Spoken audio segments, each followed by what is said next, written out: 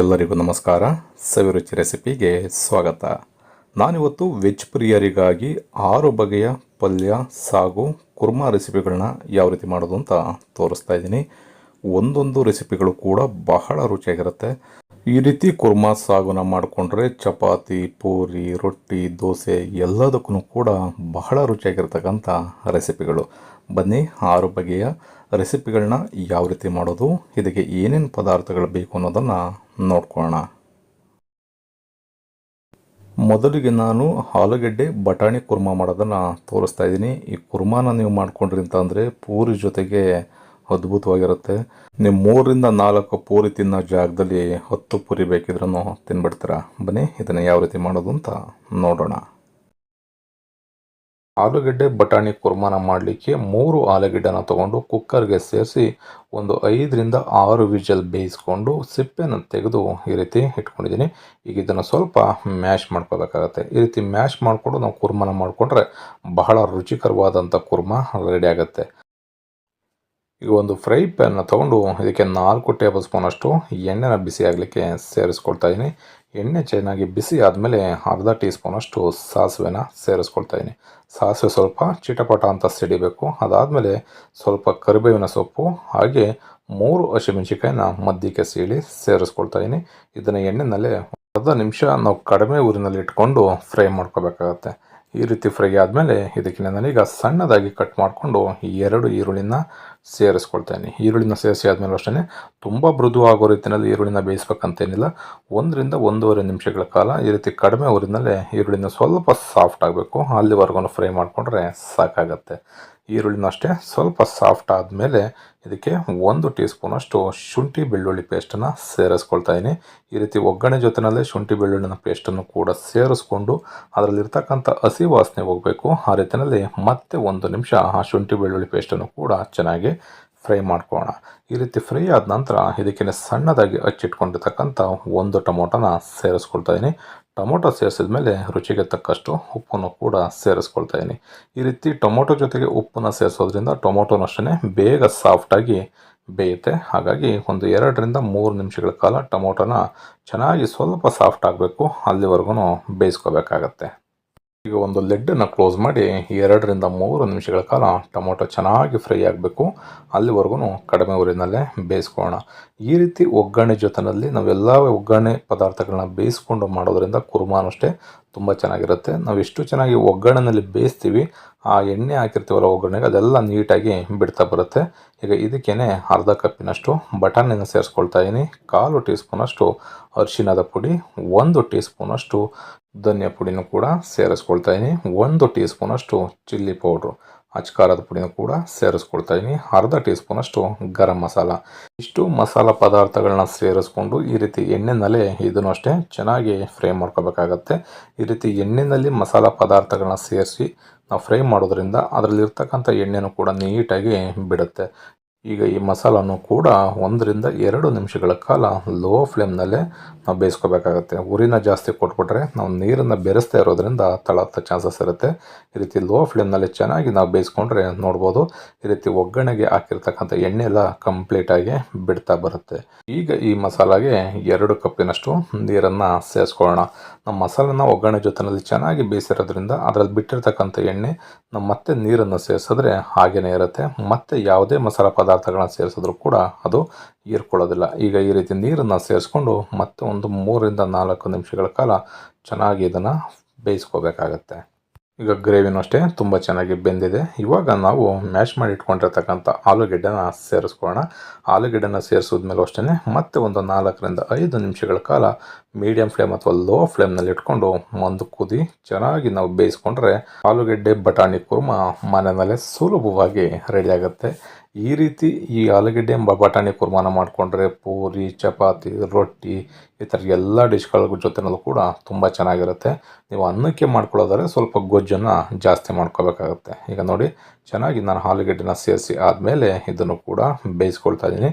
ಕೊನೆಯಲ್ಲಿ ಚೆನ್ನಾಗಿ ಬೆಂದ ನಂತರ ಇದಕ್ಕೆ ಸ್ವಲ್ಪ ಕೊತ್ತಂಬರಿ ಸೊಪ್ಪನ್ನು ಕೂಡ ಸೇರಿಸ್ಕೊಳ್ಳೋಣ. ಈ ರೀತಿ ಕೊತ್ತಂಬರಿ ಸೊಪ್ಪನ್ನು ಸೇರಿಸೋದ್ರಿಂದ ಒಂದು ಒಳ್ಳೆ ಫ್ಲೇವರ್ ಇರುತ್ತೆ, ರುಚಿನೂ ಕೂಡ ಬಹಳ ಚೆನ್ನಾಗಿರುತ್ತೆ. ಈ ರೀತಿ ಕೊತ್ತಂಬರಿ ಸೊಪ್ಪನ್ನು ಸೇರಿಸಿ ಆದಮೇಲೆ ಕಂಪ್ಲೀಟಾಗಿ ಸ್ಟವನ್ನು ಲೋ ಫ್ಲೇಮ್ಗೆ ಇಟ್ಕೊಂಡು 1-2 ನಿಮಿಷಗಳ ಕಾಲ ಚೆನ್ನಾಗಿ ಫ್ರೈ ಮಾಡ್ಕೊಳ್ಳಿ. ಏಕೆಂದರೆ ನಾವು ತುಂಬ ಜಾಸ್ತಿ ಬೇಯಿಸ್ತಾ ಆಲೂಗಡ್ಡೆನ ಬೆರೆಸಿರೋದ್ರಿಂದ ನಿಮಗೆ ಗಟ್ಟಿ ಆಗ್ತಾ ಬರ್ತಾ ಇರುತ್ತೆ ಗ್ರೇವಿ. ಹಾಗಾಗಿ ಸ್ವಲ್ಪ ನೀರು ಏನಾದ್ರು ತುಂಬ ಗಟ್ಟಿ ಆದರೆ ನೀರನ್ನು ಬೆರೆಸಿ ನೀವು 2-3 ನಿಮಿಷ ಬೇಯಿಸ್ಕೊಂಡ್ರೆ ಆಲೂ ಬಟಾಣಿ ಕುರ್ಮಾ ರೆಡಿ ಆಗುತ್ತೆ.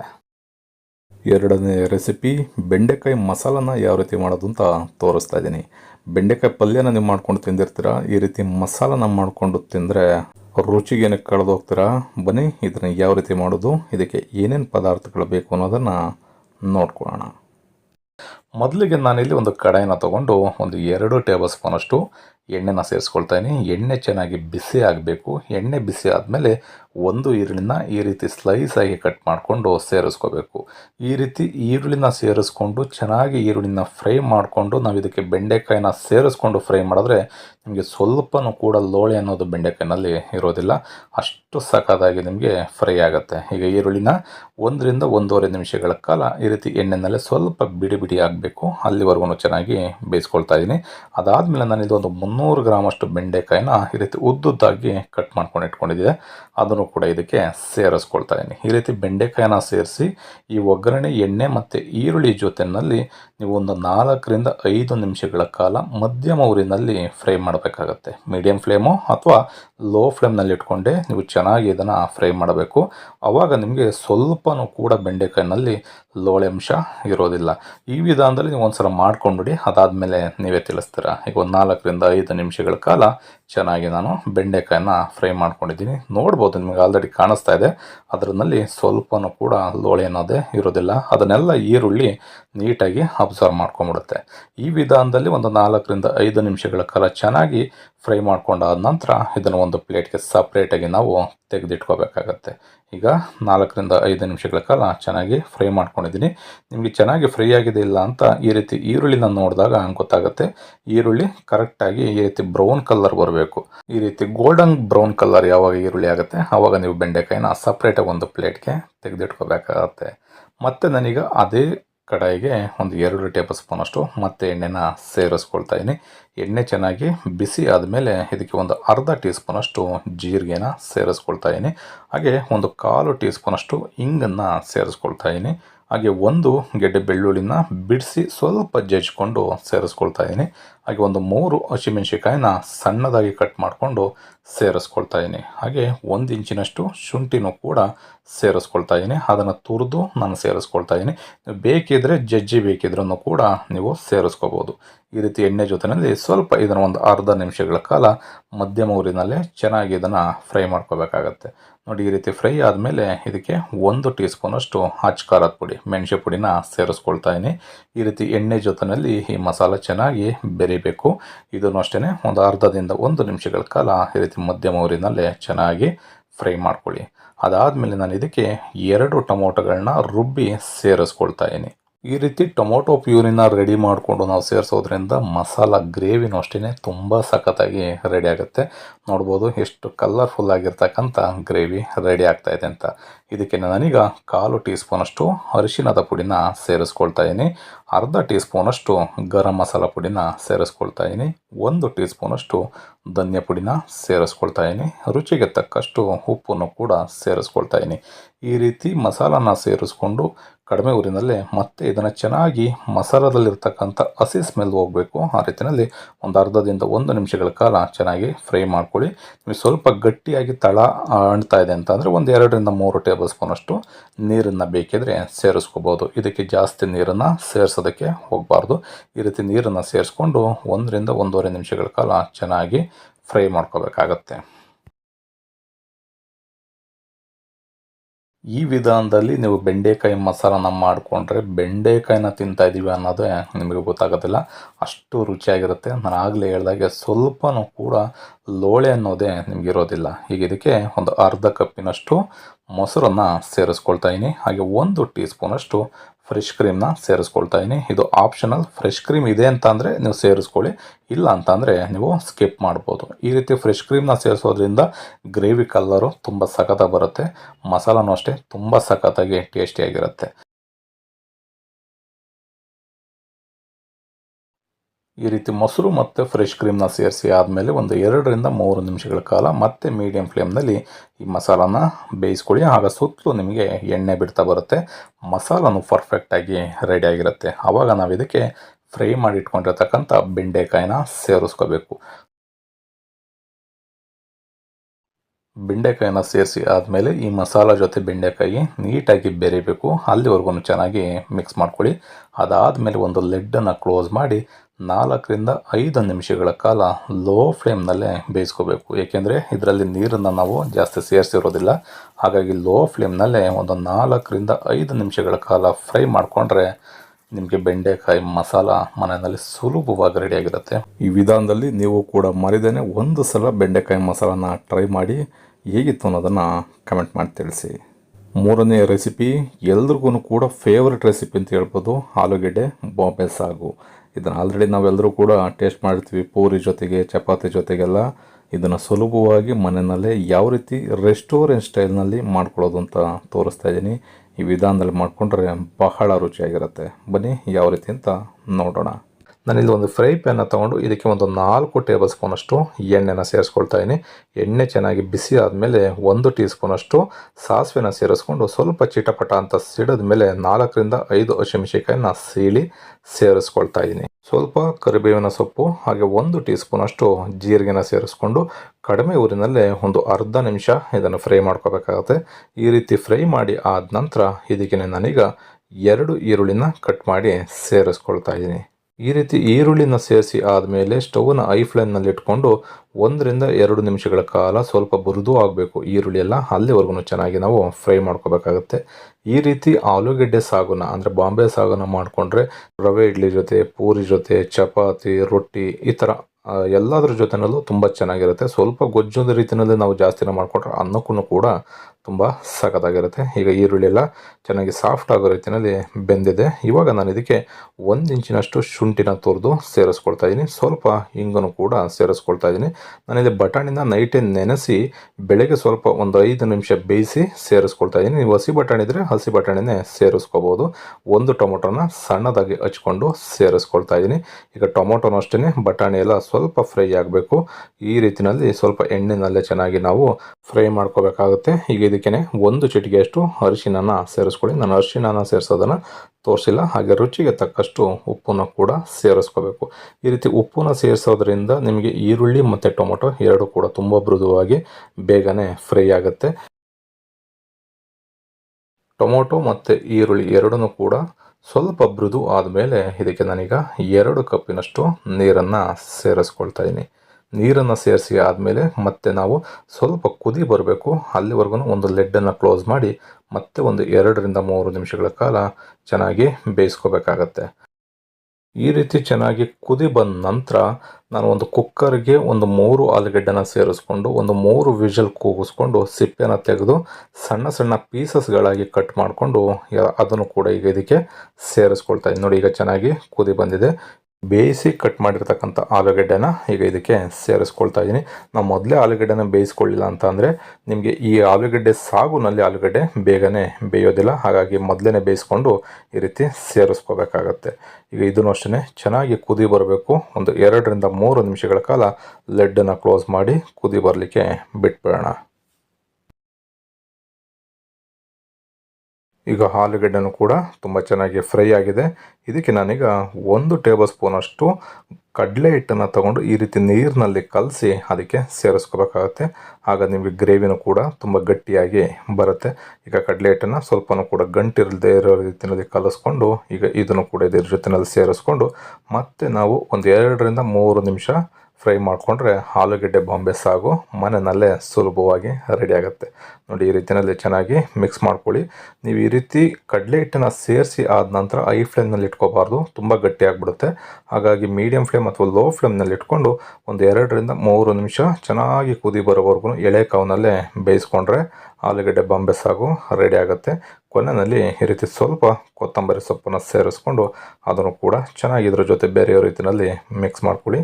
ಈ ರೀತಿ ಮಿಕ್ಸ್ ಮಾಡಿಕೊಂಡು ಸ್ಟವನ್ನು ಕಂಪ್ಲೀಟಾಗಿ ಆಫ್ ಮಾಡಿ ಒಂದು 5 ರಿಂದ 10 ನಿಮಿಷ ಬಿಟ್ಬಿಟ್ರೆ ಬಹಳ ರುಚಿಯಾಗಿರ್ತಕ್ಕಂಥ ರೆಸ್ಟೋರೆಂಟ್ ಸ್ಟೈಲ್ನಲ್ಲಿ ಆಲೂಗಡ್ಡೆ ಬಾಂಬೆ ಸಾಗು ರೆಡಿ ಆಗುತ್ತೆ. ಈ ರೀತಿ ಮಾಡಿಕೊಂಡು ಪೂರಿ ಚಪಾತಿ ಜೊತೆ ತಿಂತಾಯಿದ್ರೆ ಬಹಳ ರುಚಿಯಾಗಿರುತ್ತೆ. 4ನೇ ರೆಸಿಪಿ ಮದುವೆ ಮನೆಗಳಲ್ಲಿ ಮಾಡ್ತಕ್ಕಂಥ ತೊಂಡೆಕಾಯಿ ಪಲ್ಯನ ಯಾವ ರೀತಿ ಇವತ್ತು ತುಂಬ ಸುಲಭವಾಗಿ ಮನೆಯಲ್ಲೇ ಮಾಡ್ಕೊಳ್ಳೋದು ಅಂತ ತೋರಿಸ್ತಾ ಇದ್ದೀನಿ. ಈ ವಿಧಾನದಲ್ಲಿ ಮಾಡಿಕೊಂಡ್ರೆ ಈ ರೆಸಿಪಿಗೆ ಫಿದಾಗ್ಬಿಡ್ತೀರ, ಅಷ್ಟು ಸಖತ್ತಾಗಿರುತ್ತೆ. ಬನ್ನಿ ನೋಡೋಣ. ನಾನಿಲ್ಲಿ ಅರ್ಧ ಕೆಜಿಯಷ್ಟು ತೊಂಡೆಕಾಯಿನ ತೊಗೊಂಡು ಈ ರೀತಿ 4 ಭಾಗಗಳಾಗಿ ಸೀಳಿ ಇಟ್ಕೊಂಡಿದ್ದೀನಿ. ನಾನಿಲ್ಲಿ ಅರ್ಧ ಕೆಜಿಯಷ್ಟು ತೊಗೊಂಡಿದ್ದೀನಿ. ಈ ರೀತಿಯಲ್ಲಿ ಕಟ್ ಮಾಡ್ಕೋಬೋದು, ಅಥವಾ ನೀವು ರೌಂಡಕ್ಕೂ ಬೇಕಾದ್ರೂ ಕಟ್ ಮಾಡಿ ಸೇರಿಸ್ಕೋಬೋದು. ಮೊದಲಿಗೆ ನಾವು ತೊಂಡೆಕಾಯಿನ ಚೆನ್ನಾಗಿ ಬೇಯಿಸ್ಕೋಬೇಕಾಗತ್ತೆ. ಈಗ ಒಂದು ಪಾತ್ರೆಯಲ್ಲಿ ನೀರನ್ನ ಕಾಯ್ಲಿಕ್ಕೆ ಇಟ್ಕೊಂಡಿದ್ದೀನಿ. ಚೆನ್ನಾಗಿ ಕಾದ ನಂತರ ಈ ತೊಂಡೆಕಾಯಿಗಳನ್ನ ಸೇರಿಸ್ಕೊಂಡು ಮಿನಿಮಮ್ ಅಂತಂದರೂ 15ರಿಂದ 20 ನಿಮಿಷಗಳ ಕಾಲ ನಾವು ಬೇಯಿಸ್ಕೋಬೇಕಾಗತ್ತೆ. ಇದಕ್ಕೆ ನಾನೀಗ ಒಂದು 1/4 ಟೀ ಸ್ಪೂನಷ್ಟು ಅರಿಶಿನ, 1 ಇಂಚಿನಷ್ಟು ಬೆಲ್ಲನ ಸೇರಿಸ್ಕೊಂಡಿದ್ದೀನಿ. ಹಾಗೆ ಹುಣಸೆ ರಸನ 2 ಟೇಬಲ್ ಸ್ಪೂನಷ್ಟು ಸೇರಿಸ್ಕೊಂಡಿದ್ದೀನಿ. ಇದಿಷ್ಟನ್ನು ಸೇರಿಸ್ಕೊಂಡ್ರೆ ಅದರಲ್ಲಿರ್ತಕ್ಕಂಥ ಕಹಿ ಅಂಶ ಎಲ್ಲ ಹೊರಟೋಗುತ್ತೆ. ನಿಮಗೆ ರುಚಿನೂ ಕೂಡ ಚೆನ್ನಾಗಿರುತ್ತೆ. ತೊಂಡೆಕಾಯಿ ಬೇಗ ಬೇಯೋದಿಲ್ಲ, ಹಾಗಾಗಿ ಈ ರೀತಿ ನೀರಿನಲ್ಲಿ ಬೇಯಿಸ್ಕೋಬೇಕು. ಬನ್ನಿ ಇದಕ್ಕೆ ಒಂದು ಮಸಾಲಾನ ರೆಡಿ ಮಾಡ್ಕೊಳ್ಳೋಣ. ಒಂದು 6ರಿಂದ 7 ಹಸಿಮೆಣ್ಸಿಕಾಯಿನ ಹಾಕ್ಕೊಳ್ತಾ ಇದ್ದೀನಿ. ಒಂದು 5ರಿಂದ 6 ಬ್ಯಾಡಗೆ ಮೆಣಸಿಕಾಯಿ, 1 ಕಪ್ಪಿನಷ್ಟು ತೆಂಗಿನ ತುರಿನ ಸೇರಿಸ್ಕೊಳ್ತಾ ಇದ್ದೀನಿ. ಅರ್ಧ ಟೀ ಸ್ಪೂನಷ್ಟು ಜೀರಿಗೆ, 1/4 ಟೀ ಸ್ಪೂನಷ್ಟು ಮೆಂತ್ಯ ಕಾಳು, ಸ್ವಲ್ಪ ಒಂದು ಚಿಟಿಕೆಯಷ್ಟು ಹಿಂಗನ್ನು ಹಾಕ್ಕೊಂಡಿದ್ದೀನಿ. ಮತ್ತು ಒಂದು 1/4 ಟೀ ಸ್ಪೂನಷ್ಟು ಅರಿಶಿಣದ ಪುಡಿ. ಇದಿಷ್ಟನ್ನು ಸೇರಿಸ್ಕೊಂಡು ಸ್ವಲ್ಪ ನೀರನ್ನು ಬೆರೆಸಿ ನಾವು ತೆಂಗಿನಕಾಯಿ ಚಟ್ನಿನ ಯಾವ ರೀತಿ ರುಬ್ಕೋತೀವಿ ಆ ರೀತಿಯಲ್ಲಿ ರುಬ್ಕೋಬೇಕಾಗತ್ತೆ. ನೋಡಿ, ಇಷ್ಟು ಅದಕ್ಕೆ ಸ್ವಲ್ಪ ತರ್ತರಿಯಾಗಿಯೇ ರುಬ್ಕೋಬೇಕು, ತುಂಬ ನೈಸ್ ಮಾಡೋದಕ್ಕೆ ಹೋಗ್ಬಿಡಿ. ತೊಂಡೆಕಾಯಿನೂ ಅಷ್ಟೇ ನೋಡ್ಬೋದು. ಈಗ ಒಂದು 10 ನಿಮಿಷಗಳ ಕಾಲ ಚೆನ್ನಾಗಿ ಬೆಂದಿದೆ. ನೋಡಿ, ನಿಮಗೆ ಕಂಪ್ಲೀಟಾಗಿ ತೊಂಡೆಕಾಯಿ ಯಾವಾಗ ಬೆಂದಿದೆ ಅಂತ ಗೊತ್ತಾಗುತ್ತೆ ಅಂದರೆ ಇದರಲ್ಲಿರ್ತಕ್ಕಂಥ ಹಸಿರು ಅಂಶ ಏನಿದೆ ನೋಡಿ, ಹಸಿರಿಗೆ ಕಾಣಿಸ್ತಾ ಇದೆಯಲ್ಲ, ಅದೆಲ್ಲ ಹೋಗಿ ಹಳದಿ ಆಕಾರಕ್ಕೆ ಬರುತ್ತೆ ಸಾಫ್ಟ್ ಆದಾಗ. ನೋಡಿ, ಈಗ ನೋಡ್ಬೋದು ಈ ರೀತಿಯಲ್ಲಿ ಬೆಂದು ಸಾಫ್ಟ್ ಆಗಿರೋದು ನಿಮಗೆ ಗೊತ್ತಾಗುತ್ತೆ. ಆವಾಗ ನಾವು ಸಪ್ರೇಟಾಗಿ ನೀರಿನಿಂದ ತೊಂಡೆಕಾಯಿನ ತೆಗಿಬೇಕು. ಒಂದು ತೊಂಡೆಕಾಯಿ ಪೀಸನ್ನು ಸ್ವಲ್ಪ ಪ್ರೆಸ್ ಮಾಡಿ ನೋಡಿದ್ರೆ ಬೆಂದಿದೆ ಇಲ್ವಾ ಅನ್ನೋದು ಗೊತ್ತಾಗುತ್ತೆ. ಮತ್ತು ಈ ರೆಸಿಪಿನ ಮಾಡಲಿಕ್ಕೆ ಏನೇನು ಇಂಗ್ರೀಡಿಯೆಂಟ್ಸನ್ನು ನಾನು ಬಳಸ್ತಾ ಇದ್ದೀನಿ ಅನ್ನೋದನ್ನು ಕೂಡ ಡಿಸ್ಕ್ರಿಪ್ಷನ್ ಬಾಕ್ಸಲ್ಲೂ ಕೂಡ ಕೊಟ್ಟಿರ್ತೀನಿ, ಅಲ್ಲೂ ಕೂಡ ನೀವು ನೋಡ್ಬೋದು. ನೋಡಿದ್ರೆ ವೀಕ್ಷಕರೇ ಎಷ್ಟು ಸಖತ್ತಾಗಿ ತೊಂಡೆಕಾಯಿ ಫ್ರೈ ಆಗಿದೆ ಅಂತ. ಈಗ ಒಂದು ಫ್ರೈ ಪ್ಯಾನ್ನ ತೊಗೊಂಡು ಇದಕ್ಕೆ ಒಂದು 4 ಟೇಬಲ್ ಸ್ಪೂನಷ್ಟು ಎಣ್ಣೆನ ಸೇರಿಸ್ಕೊಳ್ತಾ ಇದ್ದೀನಿ. ಎಣ್ಣೆ ಸ್ವಲ್ಪ ಚೆನ್ನಾಗಿ ಕಾದ ನಂತರ ಸಾಸಿವೆನ ಸೇರಿಸ್ಕೊಂಡು ಸ್ವಲ್ಪ ಚಿಟಪಟ ಸಿಡಿಯೋವರೆಗೂ ಬೇಯಿಸ್ಕೊಳ್ಳಿ. ಅದಾದಮೇಲೆ ನಾನು 1 ಟೇಬಲ್ ಸ್ಪೂನಷ್ಟು ಉದ್ದಿನಬೇಳೆ, 1 ಟೇಬಲ್ ಸ್ಪೂನಷ್ಟು ಕಡಲೆಬೇಳೆ, ಸ್ವಲ್ಪ ಕರಿಬೇವಿನ ಸೊಪ್ಪು, ಒಂದು 8ರಿಂದ 10 ಗೋಡಂಬಿ. ಇದು ಆಪ್ಷನಲ್, ನೀವು ಗೋಡಂಬಿ ಇತ್ತು ಅಂದರೆ ಸೇರಿಸ್ಕೊಳ್ಳಿ, ಇಲ್ಲ ಅಂದರೆ ನೀವು ಸ್ಕಿಪ್ ಮಾಡ್ಬೋದು. ಇದನ್ನು ಒಂದು ಕಡಿಮೆ ಊರಿನಲ್ಲೇ ಒಂದು ಅರ್ಧ ನಿಮಿಷಗಳ ಕಾಲ ಚೆನ್ನಾಗಿ ಫ್ರೈ ಮಾಡ್ಕೋಬೇಕು. ನೀವು ಯಾವುದೇ ಒಗ್ಗರಣೆ ಮಾಡಬೇಕಾದ್ರೂ ಅಷ್ಟೇ ಊರಿನ ನೀವು ಆದಷ್ಟು ಲೋ ಫ್ಲೇಮ್ನಲ್ಲಿ ಅಥವಾ ಮೀಡಿಯಂ ಫ್ಲೇಮ್ನಲ್ಲಿ ಇಟ್ಕೊಂಡು ಫ್ರೈ ಮಾಡ್ಕೋಬೇಕಾಗತ್ತೆ. ತುಂಬ ಜಾಸ್ತಿ ಉರಿ ಕೊಟ್ಟರೆ ನಿಮಗೆಲ್ಲ ಇಂಗ್ರೀಡಿಯೆಂಟ್ಸು ಕೂಡ ಸೀದೋಗ್ಬಿಡುತ್ತೆ. ಹಾಗಾಗಿ ಈ ರೀತಿ ಕಡಿಮೆ ಊರಿನಲ್ಲೇ ಒಂದು ಅರ್ಧ ನಿಮಿಷ ಬೇಯಿಸ್ಕೊಂಡಿದ್ದೀನಿ. ಈಗ ನಾನು ಇದಕ್ಕೆ ರುಬ್ಕೊಂಡಂಥ ಚಟ್ನಿನೂ ಕೂಡ ಸೇರಿಸ್ಕೊಳ್ತಾ ಇದ್ದೀನಿ. ಈ ರೀತಿಯಲ್ಲಿ ಸೇರಿಸ್ಕೊಂಡು ಇದನ್ನು ಅಷ್ಟೇ ಮತ್ತೆ ಒಂದು 2ರಿಂದ 2.5 ನಿಮಿಷಗಳ ಕಾಲ ಚೆನ್ನಾಗಿ ಈ ಒಗ್ಗರಣೆ ಜೊತೆನಲ್ಲೇ ಬೆರೀಬೇಕು. ಮತ್ತು ಇದೆಲ್ಲ ಚೆನ್ನಾಗಿ ಬೆಂದು ಸುತ್ತಲೂ ಎಣ್ಣೆ ಬಿಡ್ತಾ ಬರುತ್ತೆ, ಅಲ್ಲಿವರೆಗೂ ನಾವು ಚೆನ್ನಾಗಿ ಈ ರೀತಿಯಲ್ಲಿ ತಿರುಗಿಸಿ ಬೇಯಿಸ್ಕೋಬೇಕಾಗತ್ತೆ. ಏಕೆಂದರೆ ಇದಕ್ಕೆ ತೆಂಗಿನಕಾಯಿನ ಹಾಕಿರೋದ್ರಿಂದ ನಿಮಗೆ ತಳ ಹತ್ತೋ ಚಾನ್ಸಸ್ ಇರುತ್ತೆ. ಈ ರೀತಿ ತಿರುಗಿಸಿ ಒಂದು 2 ನಿಮಿಷ ಬೇಯಿಸ್ಕೊಂಡು ಅದಾದಮೇಲೆ ಬೇಯಿಸಿಟ್ಕೊಂಡಿರ್ತಕ್ಕಂಥ ತೊಂಡೆಕಾಯಿ, ಹಾಗೆ ಒಂದು 3ರಿಂದ 4 ಟೇಬಲ್ ಸ್ಪೂನಷ್ಟು ಮತ್ತು ಹುಣಸೆ ಹುಳಿನ ಸೇರಿಸ್ಕೊಳ್ತಾ ಇದ್ದೀನಿ. ನಿಮಗೆ ಹುಳಿ ಎಷ್ಟು ಕನ್ಸಿಸ್ಟೆನ್ಸಿ ಬೇಕು ನೋಡಿಕೊಂಡು ನೀವು ಸೇರಿಸ್ಕೋಬೇಕಾಗತ್ತೆ. ಈಗ ತೊಂಡೆಕಾಯಿನೂ ಅಷ್ಟೇ ಚೆನ್ನಾಗಿ ನಾವು ಈ ರೀತಿ ಕಡಿಮೆ ಊರಿನಲ್ಲೇ ಮತ್ತೆ ಒಂದು 3ರಿಂದ 4 ನಿಮಿಷಗಳ ಕಾಲ ಉಪ್ಪು, ಖಾರ, ಹುಳಿ 3 ಚೆನ್ನಾಗಿ ಈ ಪಲ್ಯಕ್ಕೆ ಹಿಡ್ಕೋಬೇಕು. ಆ ರೀತಿಯಲ್ಲಿ ಮಿಕ್ಸ್ ಮಾಡ್ಕೊಳ್ಳೋಣ. ಈ ರೀತಿ ಕಡಿಮೆ ಊರಿನಲ್ಲೇ ಎಷ್ಟು ಚೆನ್ನಾಗಿ ನಾವು ಬೇಯಿಸ್ತೀವಿ ಅಷ್ಟು ರುಚಿಯಾಗಿರುತ್ತೆ. ನೀವು ಮದುವೆ ಮನೆಗಳಲ್ಲಿ ಸೈಡ್ಗೆ ಪಲ್ಯ ಥರ ಕೊಡ್ತಾರೆ, ಅಲ್ಲೂ ನೋಡಿರ್ಬೋದು. ಇದೇ ಥರ ನಿಮಗೆ ಅಲ್ಲೂ ಕೂಡ ಮಾಡಿರ್ತಾರೆ. ಅದೇ ರುಚಿನಲ್ಲಿ ಮನೆಯಲ್ಲಿ ಸುಲಭವಾಗಿ ಮಾಡ್ಕೋಬೋದು. ನಾನು ಮತ್ತೆ ಒಂದು 2 ಟೇಬಲ್ ಸ್ಪೂನಷ್ಟು ನೀರನ್ನು ಸೇರಿಸ್ಕೊಂಡಿದ್ದೀನಿ. ಏಕೆಂದರೆ ಇದಕ್ಕೆ ನೀರನ್ನು ಬೆರೆಸಲಿಲ್ಲ ಅಂದರೆ ತೆಂಗಿನಕಾಯಿ ಎಲ್ಲ ನಾವು ರುಬ್ಬಿರೋದ್ರಿಂದ ತಳ ಹತ್ಬಿಡುತ್ತೆ. ಈ ರೀತಿ ನಾನು ಸ್ವಲ್ಪ ಒಂದು 2 ಸ್ಪೂನಷ್ಟು ನೀರನ್ನು ಸೇರಿಸ್ಕೊಂಡು ಚೆನ್ನಾಗಿ ನಾವು 3ರಿಂದ 4 ನಿಮಿಷಗಳ ಕಾಲ ಫ್ರೈ ಮಾಡ್ಕೋಬೇಕು. ಆವಾಗ ನಿಮಗೆ ತೊಂಡೆಕಾಯಿ ಪಲ್ಯ ಮದುವೆ ಮನೆ ಶೈಲಿನಲ್ಲಿ ರೆಡಿ ಆಗುತ್ತೆ. ಕೊನೆಯಲ್ಲಿ ಈ ರೀತಿ ಸ್ವಲ್ಪ ಕೊತ್ತಂಬರಿ ಸೊಪ್ಪನ್ನು ಮೇಲ್ಗಡೆ ನೀವು ಗಾರ್ನಿಷ್ ಮಾಡ್ಕೊಳ್ಳಿ. ತುಂಬ ಸಖತ್ತಾಗಿರುತ್ತೆ. ಈ ವಿಧಾನದಲ್ಲಿ ಮಾಡಿಕೊಂಡು ಪೂರಿ, ಚಪಾತಿ, ರೊಟ್ಟಿ, ದೋಸೆ ಎಲ್ಲದರ ಜೊತೆನಲ್ಲೂ ಕೂಡ ಈ ಪಲ್ಯನ ತಿನ್ಬೋದು. ನೀವು ಮುದ್ದೆ ಅಥವಾ ಅನ್ನನ ಮಾಡಿಕೊಂಡ್ರೆ ಸೈಡ್ ಡಿಶ್ ಆಗು ಕೂಡ ಯೂಸ್ ಮಾಡ್ಬೋದು. 5ನೇ ರೆಸಿಪಿ ಮದುವೆ ಮನೆಗಳಲ್ಲಿ ಪೂರಿ ಜೊತೆ ಕೊಡ್ತಕ್ಕಂಥ ವೆಜಿಟೇಬಲ್ ಕುರ್ಮಾ, ತರಕಾರಿ ಕುರ್ಮಾನ ಯಾವ ರೀತಿ ಮಾಡೋದು ಅಂತ ತೋರಿಸ್ತಾ ಇದ್ದೀನಿ. ಇದನ್ನು ಅಷ್ಟೇ ಒಂದು ಸಲ ತಿಂದ್ಬಿಟ್ರೆ ಈ ರೆಸಿಪಿಗೆ ಫಿದಾಗ್ಬಿಡ್ತೀರ. ಆಗಲೇ ಹೇಳ್ದಾಗೆ ಪೂರಿ ಚಪಾತಿ ಜೊತೆಗಂತೂ ಅಲ್ಟಿಮೇಟ್ ಆಗಿರುತ್ತೆ. ಬನ್ನಿ ಯಾವ ರೀತಿ ಅಂತ ನೋಡೋಣ. ನಾನು ಒಂದು ಮಿಕ್ಸಿ ಜಾರ್ನ ತೊಗೊಂಡು ಇದಕ್ಕೆ ನಾನು 1 ಕಪ್ಪಿನಷ್ಟು ತೆಂಗಿನ ತುರಿನ ರುಬ್ಕೊಳ್ಳಿಕ್ಕೆ ಸೇರಿಸ್ಕೊಳ್ತಾ ಇದ್ದೀನಿ. 2 ಹಸಿಮೆಣ್ಸಿಕಾಯಿನ ಸೇರಿಸ್ಕೊಳ್ತಾ ಇದ್ದೀನಿ. ಸ್ವಲ್ಪ ಪುದೀನ ಸೊಪ್ಪನ್ನು ಸೇರಿಸ್ಕೊಂಡಿದ್ದೀನಿ. ಹಾಗೆ 1 ಈರುಳ್ಳಿನ ಕಟ್ ಮಾಡಿ ಸೇರಿಸ್ಕೊಳ್ತಾ ಇದ್ದೀನಿ. 1 ಟೊಮೊಟೊ ಅದನ್ನು ಕೂಡ ಕಟ್ ಮಾಡಿ ಸೇರಿಸ್ಕೊಳ್ತಾ ಇದ್ದೀನಿ. 1 ಇಂಚಿನಷ್ಟು ಶುಂಠಿ, ಒಂದು ಅರ್ಧ ಟೀ ಸ್ಪೂನಷ್ಟು ಜೀರಿಗೆನ ಸೇರಿಸ್ಕೊಂಡಿದ್ದೀನಿ. ಒಂದು 4 ಲವಂಗ, 8ರಿಂದ 10 ಗೋಡಂಬಿನ ಸೇರಿಸ್ಕೊಳ್ತಾ ಇದ್ದೀನಿ. ಹಾಗೆ 1 ಇಂಚಿನಷ್ಟು ಚಕ್ಕೆನ ಸೇರಿಸ್ಕೊಳ್ತಾ ಇದ್ದೀನಿ. ಹಾಗೆ 1 ಗೆಡ್ಡೆ ಬೆಳ್ಳುಳ್ಳಿನ ಬಿಡಿಸಿ ಸೇರಿಸ್ಕೊಳ್ತಾ ಇದ್ದೀನಿ. ಇದಕ್ಕೆ ಒಂದು 1/4 ಟೀ ಸ್ಪೂನಷ್ಟು ಅರಿಶಿಣದ ಪುಡಿನ ಸೇರಿಸ್ಕೊಂಡು ಸ್ವಲ್ಪ ನೀರನ್ನು ಬೆರೆಸಿ ತರ್ತರಿ ಇರಬಾರ್ದು, ಆ ರೀತಿಯಲ್ಲಿ ನುಣ್ಣಗೆ ನಾವು ಗ್ರೈಂಡ್ ಮಾಡ್ಕೋಬೇಕಾಗತ್ತೆ. ನೋಡಿ, ಇದರಲ್ಲಿರ್ತಕ್ಕಂಥ ತೆಂಗಿನಕಾಯಿನೂ ಕೂಡ ಕಂಪ್ಲೀಟಾಗಿ ಸವಿಬೇಕು. ಸ್ವಲ್ಪನೂ ಕೂಡ ತರ್ತರಿ ಇಲ್ಲದೆ ಇರೋ ರೀತಿಯಲ್ಲಿ ಈ ಮಸಾಲಾನ ರೆಡಿ ಮಾಡ್ಕೋಬೇಕು. ಈಗ ನಾನು ಒಂದು ಫ್ರೈ ಪ್ಯಾನ್ನ ತೊಗೊಂಡು ಇದಕ್ಕೆ ಒಂದು 3 ಟೇಬಲ್ ಸ್ಪೂನಷ್ಟು ಎಣ್ಣೆನ ಸೇರಿಸ್ಕೊಳ್ತಾ ಇದ್ದೀನಿ. ಎಣ್ಣೆ ಚೆನ್ನಾಗಿ ಬಿಸಿ ಆದಮೇಲೆ ಇದಕ್ಕೆ 1 ಟೀ ಸ್ಪೂನಷ್ಟು ಜೀರಿಗೆನ ಸೇರಿಸ್ಕೊಂಡಿದ್ದೀನಿ. 1 ಟೀ ಸ್ಪೂನಷ್ಟು ಕಸ್ತೂರಿ ಮೆಥಿನೂ ಕೂಡ ಸೇರಿಸ್ಕೊಳ್ತೀನಿ. ಸ್ವಲ್ಪ ಕರಿಬೇವಿನ ಸೊಪ್ಪು. ಇದಿಷ್ಟು ಪದಾರ್ಥಗಳನ್ನ ನಾವು ಎಣ್ಣೆಯಲ್ಲಿ ಸೇರಿಸ್ಕೊಂಡು ಎಣ್ಣೆನ ಮೀಡಿಯಮ್ ಊರಿನಲ್ಲಿ ಇಟ್ಕೋಬೇಕಾಗುತ್ತೆ. ನಾವು ಒಗ್ಗರಣೆ ಮಾಡಬೇಕಾದ್ರೆ ಆದಷ್ಟು ಊರಿನ ನಾವು ಮೀಡಿಯಮ್ ಉರಿ ಅಥವಾ ಲೋ ಫ್ಲೇಮ್ನಲ್ಲಿ ಇಟ್ಕೊಂಡು ನಾವು ಒಗ್ಗರಣೆನ ಮಾಡ್ಕೋಬೇಕು. ಸ್ವಲ್ಪ ತಿರುಗಿಸಿ ಚೆನ್ನಾಗಿ ಫ್ರೈ ಮಾಡ್ಕೊಂಡಾದ ನಂತರ ಇದಕ್ಕೆ ನಾನೀಗ 1 ಈರುಳ್ಳಿನ ಕಟ್ ಮಾಡಿ ಸೇರಿಸ್ಕೊಂಡು 1 ನಿಮಿಷದವರೆಗೂ ಇದೇ ರೀತಿ ಎಣ್ಣೆನಲ್ಲೇ ಚೆನ್ನಾಗಿ ಅದನ್ನು ಕೂಡ ಫ್ರೈ ಮಾಡ್ಕೋಬೇಕಾಗತ್ತೆ. ಈ ರೀತಿ ನೀವು ಕುರ್ಬಾನ ಮಾಡಿಕೊಂಡ್ರೆ ಪೂರಿ ಜೊತೆ, ಚಪಾತಿ ಜೊತೆ, ಗೀ ರೈಸ್ ಜೊತೆ ಎಲ್ಲದರ ಜೊತೆನಲ್ಲೂ ನೀವು ತಿನ್ಬೋದು. ತುಂಬ ರುಚಿಯಾಗಿರುತ್ತೆ. ನೋಡಿ, ಈಗ ಈರುಳ್ಳಿನಷ್ಟೇ ತುಂಬ ಚೆನ್ನಾಗಿ ಬೇಯ್ತಾ ಇದೆ. ಈ ಥರ ವೆಜಿಟೇಬಲ್ ಕುರ್ಮಾನ ಮನೆಯಲ್ಲಿ ಮಾಡಿದ್ರೆ ಎಲ್ಲರೂ ತುಂಬ ಇಷ್ಟಪಟ್ಟು ತಿಂತಾರೆ.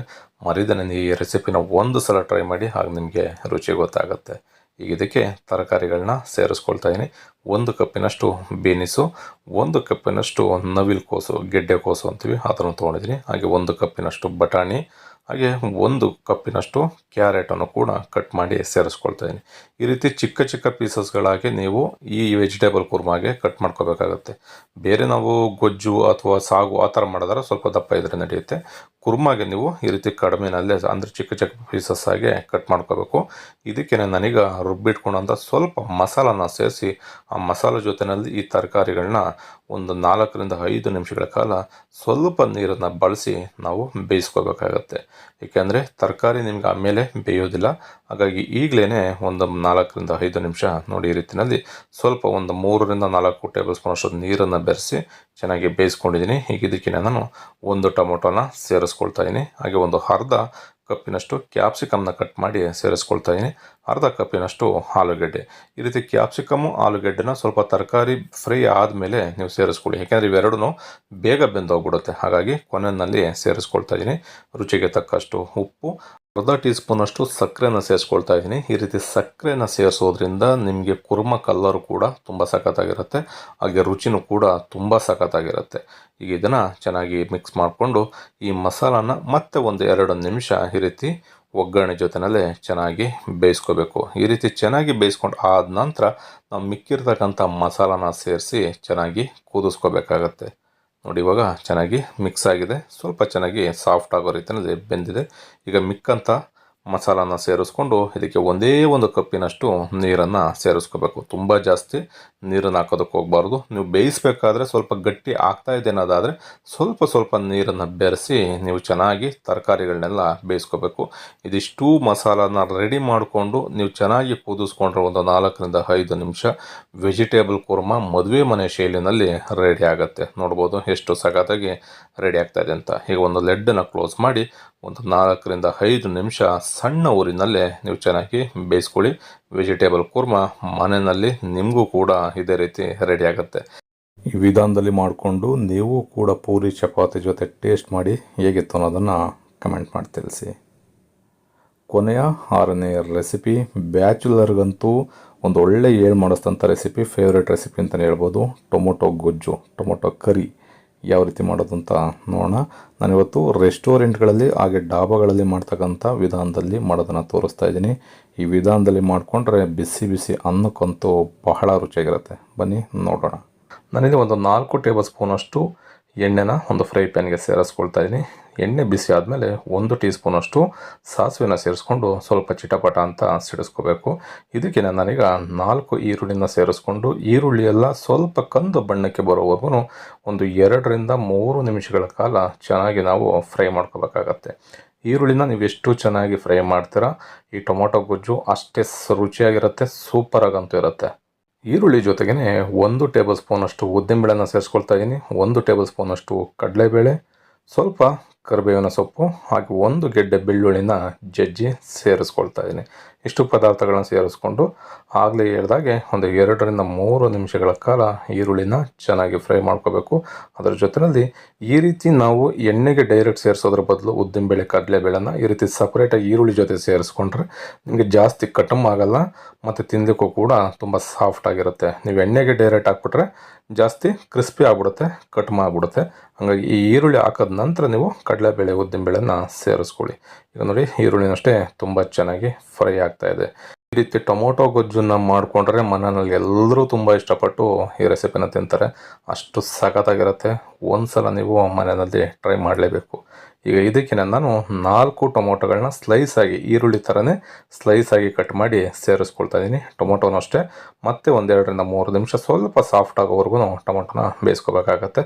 ಮಸಾಲೆ ಎಲ್ಲ ಸೇರಿಸಿದ್ಮೇಲೆ ಟೊಮೊಟೊ ಚೆನ್ನಾಗಿ ಬೇಯುತ್ತೆ. ಇವಾಗ ಒಗ್ಗರಣೆಯಲ್ಲಿ 1-2ರಿಂದ 3 ನಿಮಿಷ ಚೆನ್ನಾಗಿ ಫ್ರೈ ಮಾಡ್ಕೊಳ್ಳಿ. ಈಗ ಇದಕ್ಕೇ ರುಚಿಗೆ ತಕ್ಕಷ್ಟು ಉಪ್ಪನ್ನು ಸೇರಿಸ್ಕೊಳ್ತಾ ಇದ್ದೀನಿ. ಒಂದು 4 ಹಸಿಮೆಣಸಿಕಾಯಿನ ಈ ರೀತಿ ಸೀಳಿ ಸೇರಿಸ್ಕೊಳ್ತಾ ಇದ್ದೀನಿ. ನೋಡಿ ಈ ರೀತಿಯಲ್ಲಿ ಚೆನ್ನಾಗಿ ನಾವು ಟೊಮೊಟೊನೂ ಅಷ್ಟೇ ಒಂದು 3ರಿಂದ 4 ನಿಮಿಷಗಳ ಕಾಲ ಒಗ್ಗರಣೆಯಲ್ಲಿ ಚೆನ್ನಾಗಿ ಬೇಯಿಸ್ಕೋಬೇಕು. ನಾನು ಇದಕ್ಕೆ ಈ ರೆಸಿಪಿಗೆ ಏನೇನು ಇಂಗ್ರೀಡಿಯೆಂಟ್ಸ್ನ ಬಳಸ್ತಾ ಇದ್ದೀನಿ ಅಂತ ಡಿಸ್ಕ್ರಿಪ್ಷನ್ ಬಾಕ್ಸಲ್ಲೂ ಕೂಡ ಕೊಟ್ಟಿರ್ತೀನಿ, ನೀವು ಅಲ್ಲೂ ಕೂಡ ಒಂದು ಸಲ ಚೆಕ್ ಮಾಡ್ಬೋದು. ನೋಡಿ ಈಗ ಟೊಮೊಟೊ ಎಲ್ಲ ತುಂಬ ಸಖತ್ತಾಗಿ ಒಗ್ಗರಣೆಯಲ್ಲಿ ಫ್ರೈ ಆಗ್ತಾ ಇದೆ. ನೋಡಿ ಈ ರೀತಿಯಲ್ಲಿ ಸುತ್ತಲೂ ಎಣ್ಣೆ ಬಿಡ್ತಾ ಬರಬೇಕು. ಅಲ್ಲಿವರೆಗೂ ನಾವು ಈರುಳ್ಳಿ ಮತ್ತು ಟೊಮೊಟೊನ ಸೇರಿಸ್ಕೋಬೇಕಾಗತ್ತೆ. ಅದಾದಮೇಲೆ ಇದಕ್ಕೆ ಮಸಾಲೆಗಳನ್ನ ಸೇರಿಸ್ತಾ ಹೋಗೋಣ. ಈಗ ಸುತ್ತಲೂ ಎಣ್ಣೆ ಬಿಟ್ಟಿದೆ. ಈಗ ಇದಕ್ಕೆ ಒಂದು 1/4 ಟೀ ಸ್ಪೂನಷ್ಟು ಅರಿಶಿಣದ ಪುಡಿನ ಸೇರಿಸ್ಕೊಳ್ತಾ ಇದ್ದೀನಿ. 2 ಟೀ ಸ್ಪೂನಷ್ಟು ಅಚ್ಕಾರದ ಪುಡಿ ಮೆಣಸು ಪುಡಿನ ಸೇರಿಸ್ಕೊಳ್ತಾ ಇದ್ದೀನಿ. 2 ಟೇಬಲ್ ಸ್ಪೂನಷ್ಟು ಧನಿಯಾ ಪುಡಿ, ಅರ್ಧ ಟೀ ಸ್ಪೂನಷ್ಟು ಜೀರಿಗೆ ಪುಡಿ, ಇದಿಷ್ಟನ್ನು ಸೇರಿಸ್ಕೊಂಡು ಸ್ವಲ್ಪ ಚೆನ್ನಾಗಿ ನಾವು ಫ್ರೈ ಮಾಡ್ಕೋಬೇಕು. ಈ ಒಗ್ಗರಣೆ ಯಾವುದನ್ನೇ ನಾವು ಮಾಡಬೇಕಾದ್ರೂ ಅಷ್ಟೇ ಆದಷ್ಟು ಉರಿನ ಕಡಿಮೆಯಲ್ಲಿ ಇಟ್ಕೋಬೇಕಾಗುತ್ತೆ. ಮೀಡಿಯಮ್ ಫ್ಲೇಮ್ನಲ್ಲಿ ಇಟ್ಕೊಳ್ಳಿ ಅಥವಾ ಲೋ ಫ್ಲೇಮ್ನಲ್ಲಿ ಇಟ್ಕೊಂಡು ಈ ರೀತಿ ಚೆನ್ನಾಗಿ 1ರಿಂದ 1.5 ನಿಮಿಷಗಳ ಕಾಲ ಬೇಯಿಸ್ಕೊಳ್ಳಿ. ಯಾಕೆಂದರೆ ಮಸಾಲೆ ಹಾಕಿರೋದ್ರಿಂದ ತಳ ಹತ್ಬಿಡುತ್ತೆ. ಈ ರೀತಿ ತಿರುಗಿಸಿನೇ ಬೇಯಿಸ್ಕೋಬೇಕು. ಸ್ವಲ್ಪ ಚೆನ್ನಾಗಿ ಫ್ರೈ ಆದಮೇಲೆ ಇದಕ್ಕೆ ನಾವು ನೀರನ್ನು ಸೇರಿಸ್ಕೋಬೇಕಾಗತ್ತೆ. ನೋಡಿ ಈಗ ಚೆನ್ನಾಗಿ ಫ್ರೈ ಆಗಿದೆ. ಇವಾಗಲೂ ಅಷ್ಟೇ ಆ ಮಸಾಲೆ ಎಲ್ಲ ಸುತ್ತಲೂ ಎಣ್ಣೆ ಬಿಡುತ್ತೆ. ಆವಾಗ ಟೊಮೊಟೊನೂ ಕೂಡ ತುಂಬ ಸಾಫ್ಟಾಗಿ ಬೆಂದಿರುತ್ತೆ. ನೀವು ಟೊಮೊಟೊನ ಎಷ್ಟು ಚೆನ್ನಾಗಿ ಬೇಯಿಸ್ಕೊಳ್ತೀರ ಅಷ್ಟು ರುಚಿ ನಿಮಗೆ ಸಖತ್ತಾಗಿರುತ್ತೆ. ಈಗ ಇದಕ್ಕೆ ಒಂದು ಅರ್ಧ ಲೀಟ್ರಷ್ಟು ನೀರನ್ನು ಸೇರಿಸ್ಕೊಳ್ತಾ ಇದ್ದೀನಿ. ಈ ರೀತಿ ನೀವು ಅರ್ಧ ಲೀಟ್ರ್ ನೀರನ್ನು ಸೇರಿಸ್ಕೊಂಡ್ರೆ ಮತ್ತೆ ಬೇಯಿಸ್ತಾ ಅದು ಗಟ್ಟಿ ಬರುತ್ತೆ. ನಿಮ್ಗೆ ಅನ್ನಕ್ಕೆ ಏನಾದರೂ ಮಾಡ್ಕೊಳ್ಳೋದಾದರೆ ಸ್ವಲ್ಪ ಗೊಜ್ಜು ರೀತಿಯಲ್ಲೇ ಇನ್ನೂ ಸ್ವಲ್ಪ ನೀರನ್ನು ಜಾಸ್ತಿ ಸೇರಿಸ್ಕೊಳ್ಳಿ. ನೀವು ಚಪಾತಿ, ಪೂರಿ, ರೊಟ್ಟಿ ಈ ಥರ ಡಿಶ್ಗಳ ಜೊತೆ ನೀವು ಮಾಡೋದಾದರೆ ಸ್ವಲ್ಪ ಗಟ್ಟಿನೇ ಅಂದರೆ ಅರ್ಧ ಲೀಟ್ರ್ ನೀರನ್ನು ಹಾಕ್ಕೊಂಡ್ರೆ ನಾನು ತೋರಿಸಿರ್ತಕ್ಕಂಥ ಕ್ವಾಂಟಿಟಿಗೆ ಕರೆಕ್ಟಾಗಿ ಆಗುತ್ತೆ. ಈಗ ನಾವು ಆಲ್ರೆಡಿ ಉಪ್ಪು ಎಲ್ಲನೂ ಕೂಡ ಹಾಕಿದ್ದೀವಿ. ಈ ರೀತಿಯಲ್ಲಿ ಚೆನ್ನಾಗಿ ನಾವು ಒಂದು 2ರಿಂದ 3 ನಿಮಿಷಗಳ ಕಾಲ ಸಣ್ಣ ಉರಿನಲ್ಲೇ ಚೆನ್ನಾಗಿ ಕುದಿಬೇಕು. ಈ ರೀತಿ ತಿರುಗಿಸಿ ಬೇಯಿಸ್ಕೊಂಡ್ರೆ ಟೊಮೊಟೊ ಗೊಜ್ಜು ಡಾಬಾ ಸ್ಟೈಲ್ನಲ್ಲಿ ಮನೆಯಲ್ಲೇ ರೆಡಿ ಆಗುತ್ತೆ. ಈ ವಿಧಾನದಲ್ಲಿ ನೀವು ಕೂಡ ಮರೆದೇನೆ ಈ 6 ಬಗೆಯ ರೆಸಿಪಿಗಳನ್ನ ಮನೆಯಲ್ಲಿ ಟ್ರೈ ಮಾಡಿ ಹೇಗಿತ್ತು ಅನ್ನೋದನ್ನು ಕಮೆಂಟ್ ಮಾಡಿ ತಿಳಿಸಿ. ಈ ವಿಡಿಯೋ ಇಷ್ಟ ಆದರೆ ಆದಷ್ಟು ಜನಕ್ಕೆ ಶೇರ್ ಮಾಡಿ. ಇನ್ನೂ ನಮ್ಮ ಚಾನಲ್ನ ಹೊಸದಾಗಿ ನೋಡ್ತಾ ಇರ್ತಕ್ಕಂಥವ್ರು ಸಬ್ಸ್ಕ್ರೈಬ್ ಮಾಡ್ಕೊಂಡಿಲ್ಲ ಅಂತಂದರೆ ಸಬ್ಸ್ಕ್ರೈಬ್ ಮಾಡ್ಕೊಳ್ಳಿ. ಪಕ್ಕದಲ್ಲಿ ಇರತಕ್ಕಂಥ ಬೆಲ್ ಬಟನ್ನ ಪ್ರೆಸ್ ಮಾಡಿ. ಫೇಸ್ಬುಕ್ಕಲ್ಲಿ ನೋಡ್ತಾ ಇರ್ತಕ್ಕಂಥವ್ರು ನಮ್ಮ ಸವಿರುಚಿ ರೆಸಿಪಿ ಫೇಸ್ಬುಕ್ ಪೇಜ್ ಇದೆ, ಅದನ್ನು ಕೂಡ ಫಾಲೋ ಮಾಡಿ. ಮರಿದೇನೆ ನೀವು ಕೂಡ ಒಂದು ಸಲ ಟ್ರೈ ಮಾಡಿ ಹೇಗಿತ್ತು ಅನ್ನೋದನ್ನು ಕಮೆಂಟ್ ಮಾಡಿ ತಿಳಿಸಿ. Thank you.